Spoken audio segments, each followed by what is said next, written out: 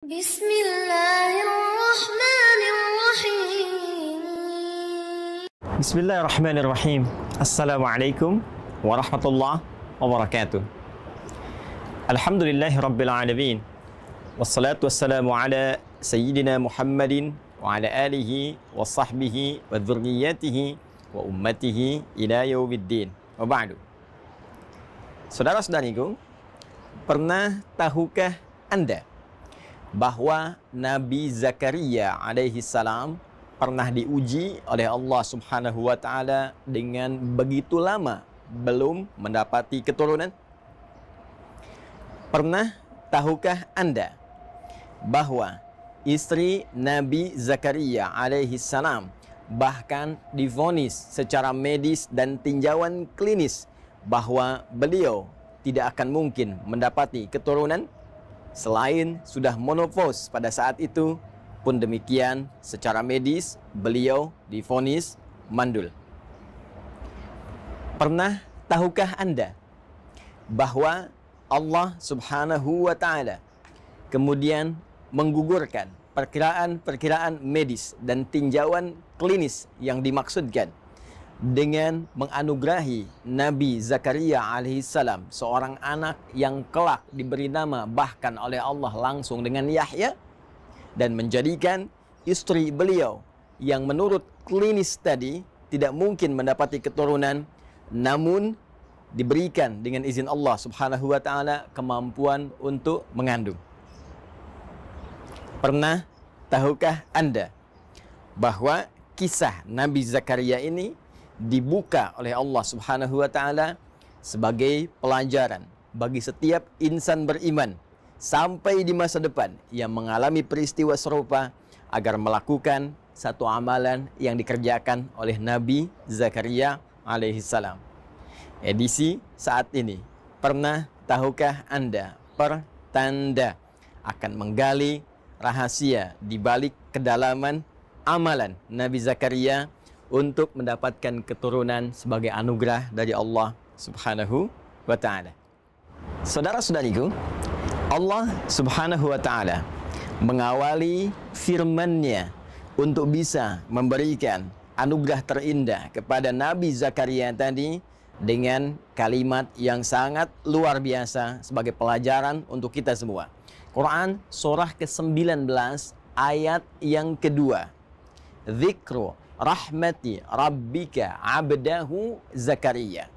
Kata Allah di surah ini, surah Maryam, di pembuka ini, aku akan sampaikan, aku akan ingatkan. Ingat, zikir itu adalah segala hal yang mampu mengingatkan kita kepada Allah Subhanahu wa taala, yang mampu mendekatkan kita kepada Allah Subhanahu wa taala.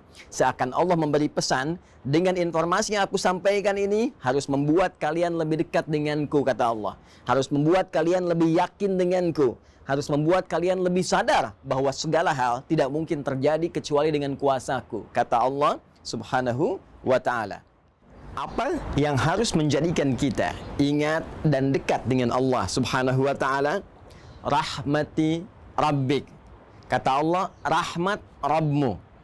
Rabb adalah nama Allah yang terkait dengan sifat rububiyahnya, yang merawat seluruh alam semesta termasuk kita di dalamnya, yang menyembuhkan saat sakit, memberikan rezeki, memaafkan kalau salah, mengampuni kalau berbuat dosa. Dan kata Rabb ini dimintakan kepada kita untuk diingat oleh Allah disandingkan dengan kalimat rahmat, bahwa dengan rahmat inilah Allah akan memberikan anugerah yang nyaris tanpa batas dalam kehidupan kita. Rahmat, ya. Dan kaidah rahmat ini ketika disampaikan kepada kita, perhatikan tafsir Quran bil Quran.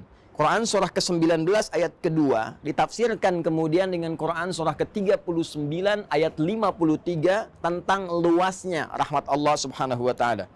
Qul ya ibadiyalladzina asrafu ala anfusihim la taqnatu min rahmatillah. Dalam kaidah dosa saja, jika seseorang berbuat dosa yang sangat melimpah, israf, itu dosa yang melimpah, ya, yang melewati batas. Bahkan kalau makan, Anda datang ke pernikahan, ada prasmanan, orang sekali, Anda 10 kali, itu israf. Ada orang berbuat dosa israf, Ya, kalau belum bohong nggak enak. Orang cuman bohong, dia pun mencuri, dia merampok, dia membegal, dia mabuk. Satu saat dia ingin kembali kepada Allah Subhanahu wa taala. Apa yang Allah sampaikan? La taqnatu mir rahmatillah. Jangan putus asa dari rahmat Allah Subhanahu wa taala. Innallaha yaghfirudz dzunuba jami'a. Sungguh Allah dengan rahmatnya tadi akan mengampuni seluruh dosa-dosa jika orang itu mau kembali kepada Allah Subhanahu wa taala. Jadi kaidah rahmat di ayat tadi seakan ingin memberikan gambaran kepada Allah adalah berupa anugerah Allah yang begitu luas sifatnya. Bahkan sampai ke titik pengampunan dosa tanpa batas jika hamba mau kembali kepada Allah Subhanahu wa taala. Terkait dengan kasus Nabi Zakaria alaihi salam, seakan Allah memberikan gambaran kepada kita. Jika Anda mengalami situasi apapun, termasuk merasakan lambatnya keturunan, kenapa belum ada tanda-tanda positif, kenapa sudah bertahun-tahun belum mendapati keturunan. Hei, sadar, bukan Anda saja. Dulu pun bahkan ada seorang nabi yang rajin ibadah, rajin doa, tapi mendapati ujian yang serupa. Jika beliau saja tidak putus asa dengan rahmat Allah, kenapa Anda mesti mengeluh? Maka kaidah pertama dalam Al-Quran, jika ingin dikabulkan, jika ingin harapan itu terjadi, maka yang pertama kaidahnya, jangan pernah merasa putus asa dengan rahmat Allah. Jangan pernah mengeluh kepada Allah. Jangan berprasangka buruk kepada Allah Subhanahu wa ta'ala. Jelas. Quran surah kedua ayat 216.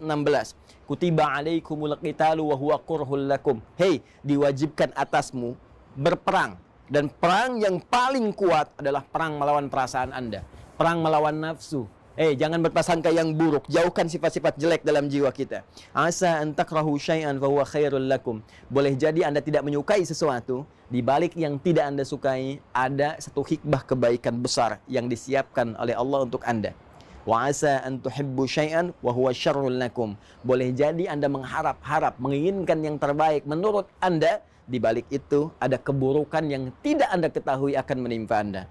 Wallahu ya'lamu wa antum la ta'lamun. Karena Allah Maha mengetahui masa depan, sedangkan daya pandang, daya tangkap Anda hanya untuk saat ini saja. Belum selesai, saudara-saudariku. Lalu Allah kemudian menyambungkan kalimatnya, abdahu Zakaria. Bisa saja Allah langsung berfirman Zakaria. Tapi ketika disambungkan dengan kalimat abdun, abdun itu adalah gelar tertinggi yang diberikan oleh Allah pada setiap insan beriman, makhluknya yang bernama manusia yang mau mendekatkan diri kepada Allah Subhanahu wa taala dengan puncak ibadah. Puncak ibadah. Perhatikan, Nabi Muhammad sallallahu alaihi wasallam ketika diundang oleh Allah dalam peristiwa Isra Mi'raj itu, yang disebutkan bukan gelar kenabiannya, ya ayyuhan nabi. Yang disebutkan bukan gelar prestisius kerasulannya, ya ayyuhar rasul, tapi yang disebutkan kalimat abdunnya. Subhanalladzi asra bi'abdihi laila minal masjidil haram ilal masjidil aqsa alladzi barakna haulah. Quran surah ke-17 ayat yang pertama. Abdun menunjuk pada sifat ubudiyah. Abdun menunjuk pada sifat penghambaan. Karena itu jika Anda ingin mendapatkan rahmat Allah tadi yang tanpa batas, maka tingkatkan ibadah Anda kepada Allah Subhanahu wa taala. Bukankah Rasulullah SAW yang sudah jelas saja surganya masih menunaikan sholat malam, masih memperbanyak ibadah-ibadah yang dipandang hukum sebagai sunnah? Lalu bagaimana dengan ibadah Nabi Zakaria alaihi salam yang dengan itu beliau mendapatkan rahmat Allah Subhanahu wa taala yang merubah seluruh perkiraan-perkiraan medis tadi? Perhatikan kalimat Al-Qur'annya. Kemudian kita lanjutkan ke ayat yang ketiga. Idh nada rabbahu nidaan khafiyya. Kata Allah, perhatikan. Idh, ingat-ingat, dalami, pahami. Ketika beliau tidak pernah putus asa bermohon kepada Allah dengan cara yang sangat lembut, cara yang sangat khusyuk. Maka amalan pertama yang disarankan oleh Al-Quran, langsung dibimbing oleh Allah Subhanahu wa ta'ala yang memiliki segala kuasa. Kata Allah, jika Anda menginginkan rahmatku yang tanpa batas tadi, maka pertama, jangan pernah putus asa. Kedua, tingkatkan sifat penghambaan. Ketiga, awali dengan doa yang khusyuk kepada Allah. Bukan doa biasa. Berdoa dengan lembut, berdoa dengan penuh keyakinan. Seperti apa ya Allah? Perhatikan kalimat Nabi Zakaria alaihi salam yang diabadikan di dalam Al-Quran. Qala Rabbi inni wahanal azmu minni washta'ala ar-ra'su syaiba walam akum bidu'aika rabbi syaqiyya. Allahu Akbar. Khusyuk, lembut, halus, dalam. Ya Allah, Rabb yang berjanji merawat saya, menyembuhkan kalau sakit, memaafkan kalau salah, mengampuni kalau berdosa, yang berjanji memberikan segala kebutuhan jika itu memang saya butuhkan untuk maslahat dunia dan akhirat saya. Inni wahanal azmu minni washta'al ra'su syaiba. Sungguh sekarang ya Allah, keadaanku fisik telah lemah, ya, rambut telah memutih, fisik telah letih. Walam akum bidu'aika rabbi syaqiyya. Namun sampai keadaan ini pun aku tak pernah putus asa dalam berdoa. Allahu Akbar. Anda kebayang nggak keindahan kalimatnya, sastranya? Ya, saya ilustrasikan begini. Ada sosok yang sejak berumah tangga dalam keadaan fisik yang masih muda, rambut masih mengilat, itu belum dapat keturunan, sampai sepuh tapi nggak pernah putus doanya. Saya kasih ilustrasi ya. Dan Allah laisa kamitslihi syai', jauh dari apa yang kita gambarkan. Perhatikan baik-baik, saya berikan gambaran. Kalau ada seorang meminta bantuan kepada Anda di depan rumah Anda, dia hanya meminta dalam 1 menit saja, maaf Pak, tolong Pak, tolong Pak. Apa Anda akan beri? Belum tentu. Sekarang, dia berdiri di depan rumah Anda dari mulai ba'da subuh sampai esok subuh lagi. Maaf Pak, tolong Pak, kasih bantuan Pak, belum makan Pak. Apa Anda juga akan mengabaikannya? Demi Allah saya katakan, jiwa kita sebagai manusia pasti akan terpanggil untuk meresponnya. Jadi kalau manusia saja dengan segala keterbatasannya mau merespon, apalagi Allah yang sangat luas pemberiannya. Jadi cari doa yang dalam, cari doa dengan bahasa yang menyentuh, ya. Ya Allah, aku telah berusaha seperti apa yang telah Engkau perintahkan, maka mohon kabulkan seperti apa yang telah Engkau janjikan. Jika dengan semua ini belum mampu mengabulkan apa yang telah Engkau kuasakan, ya Allah, maka tunjukkan kepada hamba dengan cara apa lagi hamba mesti berikhtiar kepadamu. Dalam, kan? Dan belum selesai kalimat Al-Qur'annya. Wa inni khiftul mawaliya min wara'i. Dan aku khawatir ya Allah, kenapa aku begitu memohon? Aku khawatir kalau perjuanganku untuk ibadah selama ini tidak ada yang meneruskan ya Allah. Aku ingin ada keturunan yang tiap malam bisa melanjutkan tahajudku, yang Senin Kamis bisa berpuasa sunnah melanjutkan kebiasaanku, yang nanti di akhirat bisa membawa kebanggaan memakaikan mahkota ya Allah di kepalaku, yang nanti ketika aku masuk ke alam kubur ada yang memberikan cahaya dengan izinmu dengan amalan-amalan ibadahnya ya Rabbal Alamin. Aku mohon ya Rabb. Wa kanat imraati aqira. Ya Allah, sedangkan mereka semua mengatakan mustahil aku punya keturunan karena istriku divonis secara medis monofos dan mandul. Fahabli min ladunka waliya. Maka aku mohon ya Allah, ketika mereka seluruh hamba mengatakan mustahil, maka anugerahkan darimu saja yang tidak punya batas kemustahilan. Indah doanya teman-teman sekalian. Di sini Allah ingin mengajarkan kepada kita bahwa yang pertama, selain kita mencari redaksi doa yang indah, yang lembut, yang menampilkan sifat-sifat rasionalitas kebutuhan kita, pun demikian Allah mengajarkan kepada kita bahwa jika menghadapi situasi di mana setiap hamba berkata ini tidak mungkin terjadi, ini mustahil bisa hadir, ini rasanya tidak akan pernah bisa terjadi, maka pada saat itu Allah ajarkan pada kita, tinggalkan seluruh pendapat manusia, kembali kepada Rabbul Alamin, kepada Sang Pencipta kita, karena pada saat itu Allah ingin memberikan anugerah yang melampaui batas-batas kemanusiaan. Saking pentingnya anugerah ini, Allah ingin berikan sendiri tanpa campur tangan manusia. Awas, pelajari kaidah ini. Ingat, dan ini berlaku dalam situasi apapun, dalam pekerjaan, dalam penyakit, dalam konteks rizki, dalam konteks kehidupan yang kita lalui. Jika ada manusia mengatakan kepada Anda, ini mustahil, ini nggak bisa, ini nggak mungkin, itu tanda langsung dari Allah. Tinggalkan pendapat manusia, segera beralih bermohon kepada Allah, karena Allah akan langsung memberikan anugerah kepada Anda tanpa perantara manusia.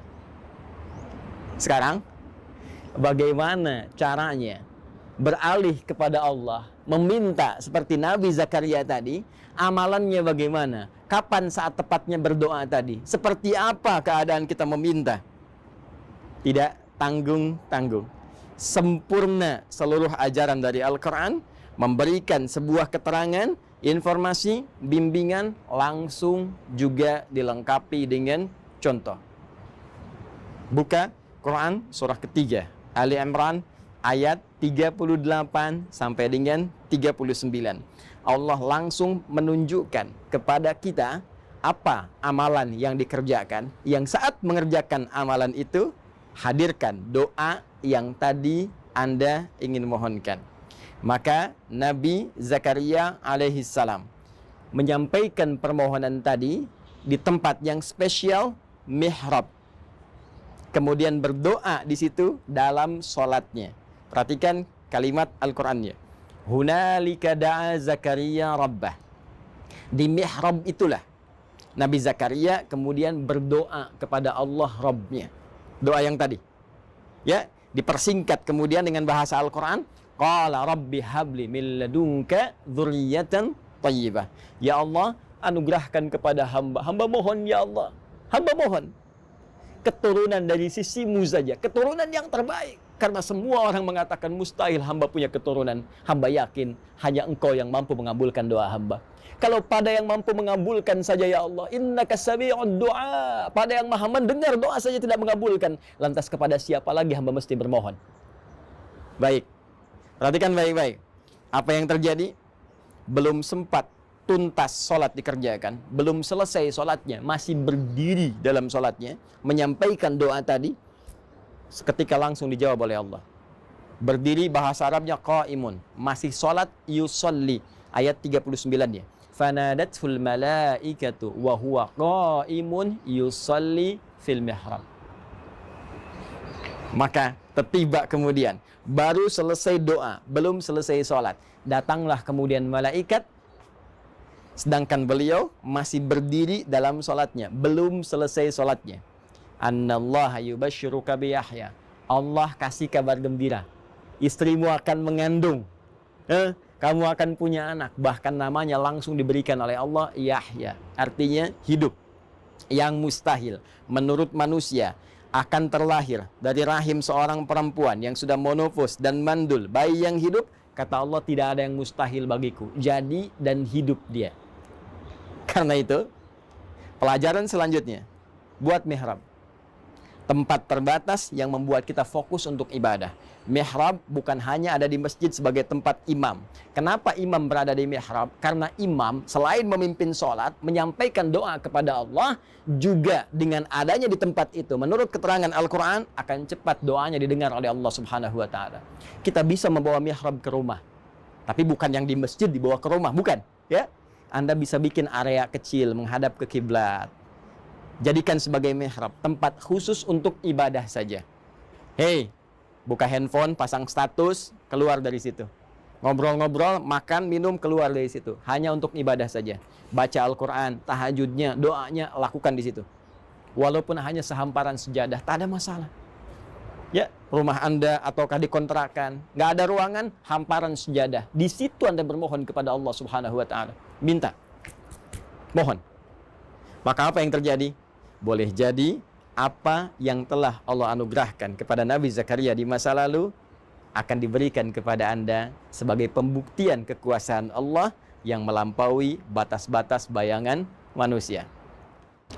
Dan seluruh paparan tadi kemudian disajikan oleh Al-Quran dengan sajian yang padat di satu ayat Quran surah ke-21 Al-Anbiya, kisah para nabi, ayat 90. Fastajabna lahu wa wahabna lahu Yahya wa aslahna lahu zaujah.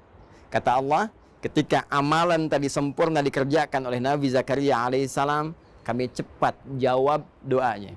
Kami anugerahkan Yahya untuknya, dan kami sembuhkan istrinya. Perhatikan kalimat Qur'annya. Kami sembuhkan, perbaiki keadaan istrinya. Yang kata medis mustahil, kata Allah tak ada yang mustahil bagiku. Sembuh. Innahum kanu yusari'una fil khairat wa yad'unana raghaban wa rahaba wa kanu lana khashi'in. Lalu ditutup dengan sangat indah, mengingatkan lagi amalan Nabi Zakaria tadi. Apa kata Allah? Kesimpulannya, kalau Anda ingin mendapatkan rahmat yang luas tadi, maka innahum kanu yusari'una fil khairat. Kebiasaan mereka itu cepat merespon segala kebaikan. Maka mulai sekarang siapkan agenda-agenda kebaikan. Cepat, jangan tunda. Setelah dengar ceramah ini, siapkan. Saya malam akan tahajud insya Allah. Saya akan baca Al-Quran. Saya akan berinfak, bersedekah. Lalu di sela-sela amalan tadi, sisipkan doa Anda sesuai kebutuhan yang Anda harapkan. Jika terkait berkelindan dengan anugerah keturunan tadi, cepat mintakan sebagaimana Nabi Zakaria pernah memohonkannya. Ya, dan mereka wa yad'unana raghaban wa rahaba, dan mereka bermohon kepada kami dengan penuh harap dan khusyuk. Maka jangan sekedar doa, jangan simpel saja ya Allah pengen begini, tidak, minta dengan penuh harap, minta dengan khusyuk, ya. Wa kanu lana khashi'in, dan sungguh mereka mengerjakan setiap amalan bahkan doa tadi dengan khusyuk, dengan penuh kedalaman hati dan jiwa. Saudara-saudariku, itulah Nabi Zakaria dengan segala contoh yang telah Allah sampaikan dalam uraian firman-Nya, menjadi sebuah titian kepada kita yang memberikan sebuah harapan dengan jaminan kebenaran yang dipastikan. Pernah tahukah Anda? Assalamualaikum warahmatullahi wabarakatuh.